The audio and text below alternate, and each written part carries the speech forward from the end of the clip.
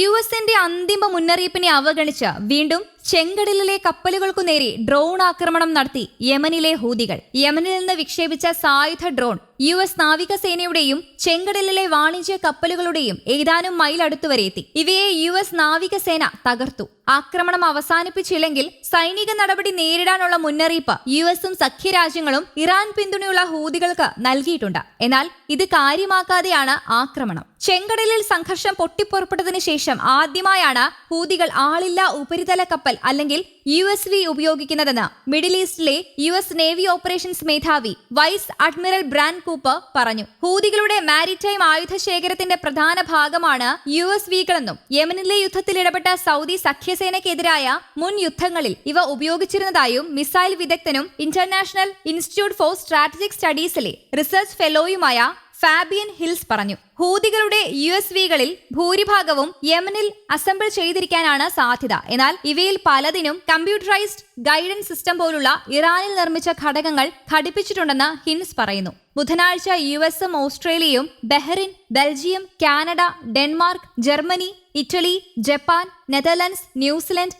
Republic of Korea, Singapore, United kingdom എന്നീ രാജ്യങ്ങൾ സംയുക്തമായി ഹൂതികൾ നടത്തുന്ന ആക്രമണങ്ങളെ അപലപിച്ചു. യമൻ ആസ്ഥാനമായുള്ള ഗ്രൂപ്പിന് അവരുടെ ആക്രമണങ്ങൾ അവസാനിപ്പിച്ചില്ലെങ്കിൽ വ്യക്തമാക്കാത്ത പരിണിത ഫലങ്ങൾ ഉണ്ടാകുമെന്ന് അവർ മുന്നറിയിപ്പ് നൽകി. ഒരു US ഉദ്യോഗസ്ഥൻ നിർദ്ദേശിച്ചത് അന്തിമ മുന്നറിയിപ്പാണ്. അതേസമയം ഗാസയിൽ യുദ്ധം ആരംഭിച്ചതിനു ശേഷം ആദ്യമായി ഹൂതികൾ ഇത്തരത്തിലുള്ള ആയുധം ഉപയോഗിക്കുന്നതായി ആളില്ലാ ഉപരിതല കപ്പലിന്റെ ഏറ്റവും പുതിയ ആക്രമണത്തെ അടയാളപ്പെടുത്തുന്നുണ്ട്. CNN റിപ്പോർട്ട് ചെയ്തു. US നാവികസേനയുടെ central commander vice admiral Brad Cooper പറഞ്ഞു. USV യമനിൽ നിന്ന് അന്താരാഷ്ട്ര കപ്പൽ പാതകളിലേക്ക് സഞ്ചരിച്ചത് സ്ഫോടനത്തിന് മുൻപ് ദോഷം ചെയ്യുക എന്ന ഉദ്ദേശത്തോടെയാണ്. റിപ്പോർട്ട് കൂട്ടിച്ചേർത്തു. നവംബർ 18 ശേഷം ചെങ്കടലിൽ കപ്പലുകൾക്ക് നേരെ നടക്കുന്ന 25ാമത്തെ ഹൂതി ആക്രമണമാണിതെന്നും കൂപ്പർ പറഞ്ഞു. ആക്രമണം തുടരുമെന്ന് ഏതാണ്ട് ഉറപ്പാണെന്ന് കൂപ്പർ കൂട്ടിച്ചേർത്തു. അവരുടെ നിരുത്തരവാദപരമായ പെരുമാറ്റം കുറയുന്നതിന്റെ സൂചനകളൊന്നുമില്ല, കൂപ്പർ പറഞ്ഞു. CNN ഉദ്ധരിച്ചു. ചെങ്കടലിലും പരിസരത്തും വിവിധ രാജ്യങ്ങളിൽ നിന്നുള്ള 5 യുദ്ധക്കപ്പലുകൾ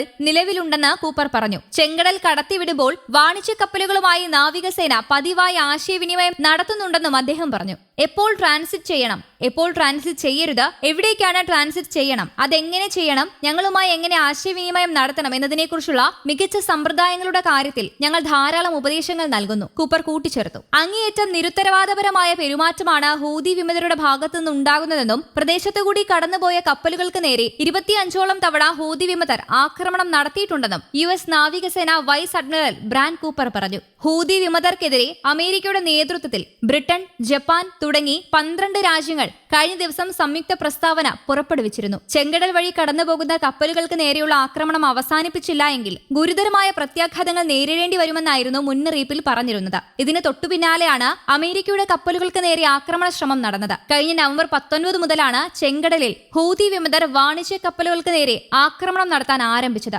ഇസ്രായേൽ ഹമാസ് പോരാട്ടത്തിൽ ഹമാസിന് പിന്തുണ പ്രഖ്യാപിച്ചുകൊണ്ടാണ് ഈ നീക്കം. ആക്രമണങ്ങൾ രൂക്ഷമായതിനു പിന്നാലെ ചില കമ്പനികൾ ചെങ്കടൽ വഴിയുള്ള ഗതാഗതം താൽക്കാലികമായി നിർത്തിവച്ചിരുന്നു. ആഫ്രിക്കയെ ചുറ്റിയുള്ള ദീർഘദൂര പാതയാണ് പല രാജ്യങ്ങളും തങ്ങളുടെ ആവശ്യങ്ങൾക്കായി ഇപ്പോൾ ഉപയോഗിക്കുന്നത്.